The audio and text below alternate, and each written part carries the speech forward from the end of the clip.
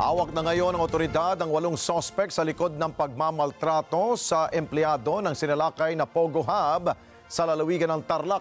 Sinampahan na rin sila ng kasong human trafficking at serious illegal detention. Mar Gabriel sa balita. Ito na yata, sir. Ito na, tinakbo na. 1:30 ng madaling araw nitong Miyerkules nang salakayin ang pinagsanib na puwersa ng PNP, AFP at Presidential Anti-Organized Crime Commission ang Pogo Hub na ito sa Barangay Anupol sa Bamban, Tarlac.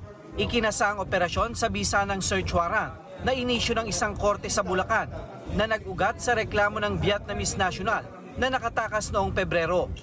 Sabi nila, meron po itong love scam sa loob, meron pong romance scam sila, may cryptocurrency scams and other scam activities dito po sa Pogo Hub na ito.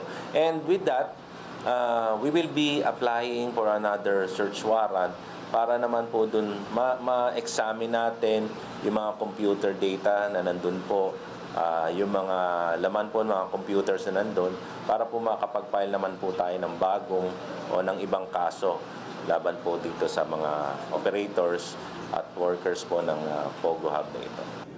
Kasama sa nailigtas ang 383 na mga Pinoy at 275 na mga foreign nationals.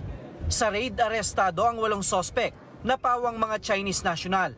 Sila ang itinuturong nasa likod ng pangmamaltrato sa mga Pogo workers. Ito yung mga nagsasabi sa kanila na kailangan abutin mo yung quota mo or else tatamaan ka sa amin. So it's either sinasaktan nila ito o kaya talagang dinedeprive nila ng tulog, kinukulong nila sa isang kwarto para mapilitan na magbayad dun sa utang nila o kaya sumunod dun sa kagustuhan ng mga enforcers.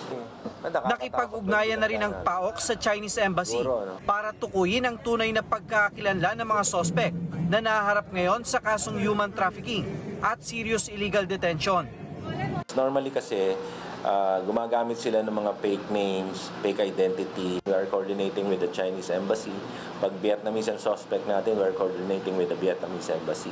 So doon malalaman natin yung true identity nila and then malalaman din natin kung mga wanted persons ito sa kanilang mga bansa.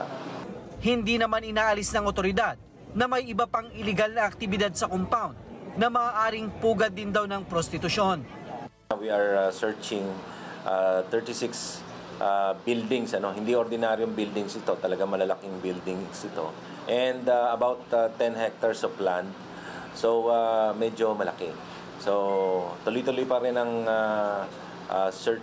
searching party natin, paghahanap ng mga ire-rescue and of course kung may mga makikitang mga illegal doon sa establishments. Dumating na sa lugar ang mga tauhan ng Bureau of Immigration para idokumento ang mga biktima, partikular na mga foreign national. Mar Gabriel, para sa Mata ng Agila. Matatag, matapang, matapat.